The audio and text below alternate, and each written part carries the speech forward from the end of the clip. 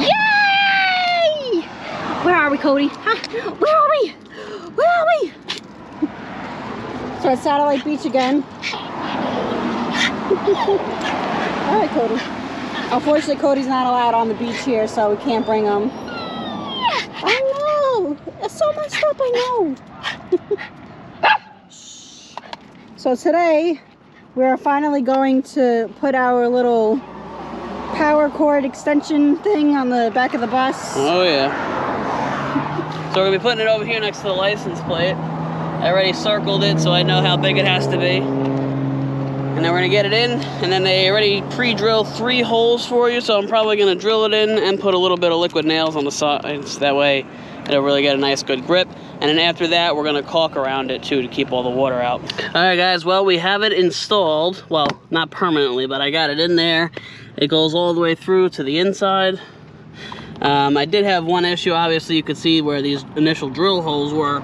There is actually metal beams that go all throughout, you know, to support the back cab to give it its rigidity. And unfortunately, I hit one right here. So I was contemplating taking the angle grinder and cutting that out, but I don't want to lose, you know, the structural integrity of this thing. So I decided to just leave that alone, and I pretty much put this right up against the beam that goes down here. And what I'm probably gonna do is get like fiberglass filler or something like that. Just fill this in. We'll sand this down, fill it in, let it dry. We'll sand that down, and then once we paint the bus, you know, that'll be good to go, and it'll never look like it was, you know, ever there. So I'm not really too worried about it, but this is a sweet install. Just gotta put the screws in here, and then I'm gonna caulk around this to keep the water out. It's amazing what these buses are made out of. They're legit made out of very, like, 1/4 inch, maybe less, like Tonau wood board that looks like it's in an RV.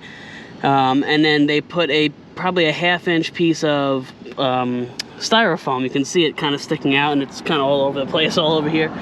And I guess that's their form of, you know, insulation or something like that. But it's pretty interesting how they make these things. That's in there. Like I said, I'm just gonna get some screws to put in here, and then we'll caulk around it, and then we'll be good to go. All right guys, all 3 screws are officially in. This thing is solid, not going anywhere. All I have to do next is just fill this in, sand it down a little bit, and then I'm gonna caulk around here so it keeps the water out. And this project will be done right after I just feed our cord right in there. I am so excited for this because I am sick and tired of having to put that damn cord in the window or waiting. You know, we have to stop and then wait for Sam or me to hand it out the window so we can plug it in. This is just so simple. If you haven't been following us for too long, if you're new here, our hitch is custom fabricated, totally custom welded and everything. And that's how we got the hitch on here, because I was having a problem finding a hitch for an E350 chassis that was wide enough to fit onto this. It seems like some of them, the E350 bus chassis are wider than a standard E350 frame. So if you're gonna look into a project like this, just make sure, just do the measurements before you go and buy another hitch. But anyway, I wanna see if the same fabricator can maybe fabricate somehow like a hitch for my generator. I would love it to come like out and then come up here, where it just sits over here somehow, if it's possible, without blocking the motorcycle rack. That way I could just have the cord, it'll come right out, plug right into the generator, and be done with it. Now that we're all situated with this and all screwed in, I am gonna officially have Sam poke it through. She is currently crawling under the bed in there somewhere, and we are gonna poke the thinner part through because the other part is a 3-plug, and I don't know if it would fit. It has like these flexible teeth thing, but I don't wanna break them, so she's just gonna pass the thinner part through. It'll be much easier, you know, the actual plug-in part, so. It's just a waiting game until she pokes it out. All right, guys, the cord is coming through. Let me see if, can you push it through more? All right, here it is, ladies and gentlemen, our cord coming out for the first time. Sorry for the road noise, we are right by the road here. That is freaking awesome.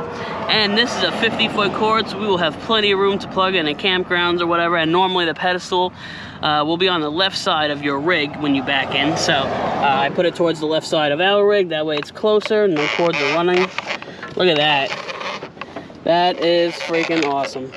And then once you're done pulling it out, you could still leave it out, but you close this little hatch door, and you lower this as much as you can, and that'll keep water out so that water doesn't get inside your bus. Oh, it's flattering. Son's playing games with my vision here. That looks great. That is an awesome repair. Not a repair, but an upgrade. And I'm super happy with it, guys. So this was like $6 on Amazon. I linked it in the last video, but I'll link it again just in case you guys are interested. Totally worth it. Super easy project. The one thing I could say is maybe get either a magnet or a stud finder or something. That way you don't have to deal with that problem down the road.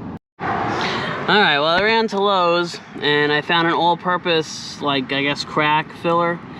So I kind of just plastered it on there. It's not beautiful right now. I'm just, you know, I just busted it in there. That way it fills everything. I'm gonna let this dry because I can still see it's not exactly like all the way up full.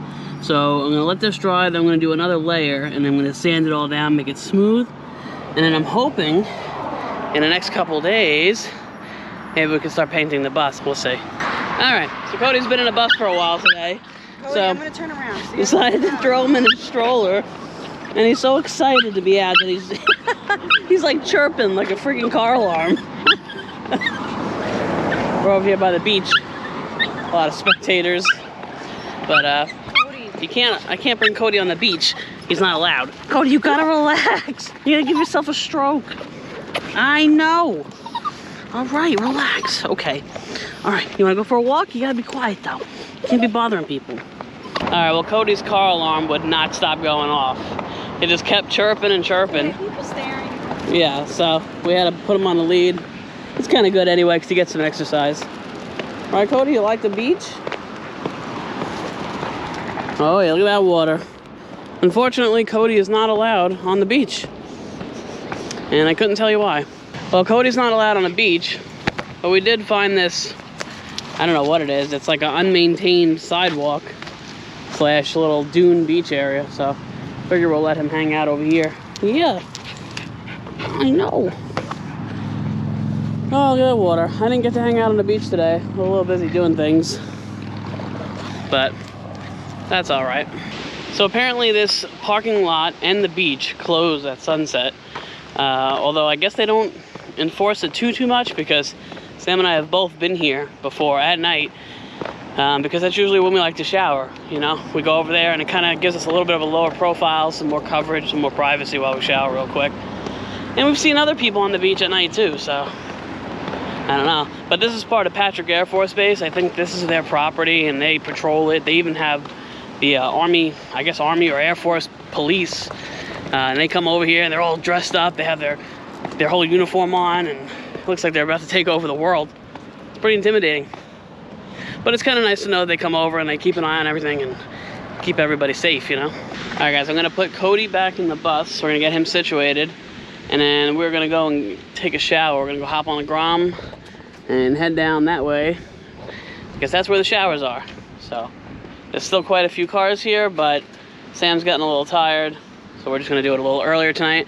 And hopefully nobody sits around and, you know, stares at us. It'd be kind of weird. But we're gonna get our shower stuff and then I'll meet you guys by the showers. So this is it. This is our little beach shower. So you can just kind of turn it on. Woo! And it's probably ice cold. Because we're right by the beach and the sun is going down. It's probably, how cold? Would you say it's about 65 right now? Yeah. It's not really, I mean, it's not freezing, but it's not ideal to take a shower. And the water is probably pretty cold. So we're gonna do this really quick and then ride back to the bus and warm up. Found my parking spot for the night. We are all hunkered down and good to go. Sam and I are putting a meetup / get together for Thanksgiving. So we booked a campground over in Fort Pierce. And if you guys are interested, if you're not doing anything for Thanksgiving, if you're on the road full time, maybe you're not near your family, and you want to spend it with somebody, you know, I already posted it on a couple different pages, so I'm hoping, I think I got like 2 or 3 people that are coming so far, but if any of you guys are interested in coming and hanging out with us for Thanksgiving, I was thinking about doing it like kind of like a potluck or something like that, where everybody brings a little bit of something and we'll have, you know, one giant big meal. That way nobody's alone for Thanksgiving. So if you guys are interested in that, you can send us an email. The link is down below. Or just hit me up on Instagram. Yeah, or message Sam on Instagram. We'll give you guys all the details, the dates. Again, for the holidays, campgrounds usually, you know, they pack out quick, so they book up really quick. So we're gonna have to get everybody, you know, scheduled and booked and reserved as quickly as possible. So if you are interested, send us an email, and we'll give you guys all the information and the dates. That way we can get you guys squared away so you're not alone for Thanksgiving. And the more the merrier. This is not really a limited thing. Well, it kind of is until that campground is booked out. So let me know. Other than that, guys, we're going to make some dinner here. I'm going to end this video so I can throw it up for you guys. I'm letting that back putty thing dry overnight. And then I'm going to sand it down. And I'm pretty sure I'm going to have to hit it one more time just to fill in any little gaps or anything like that. We'll let it dry for another couple hours. And I'm going to sand it again.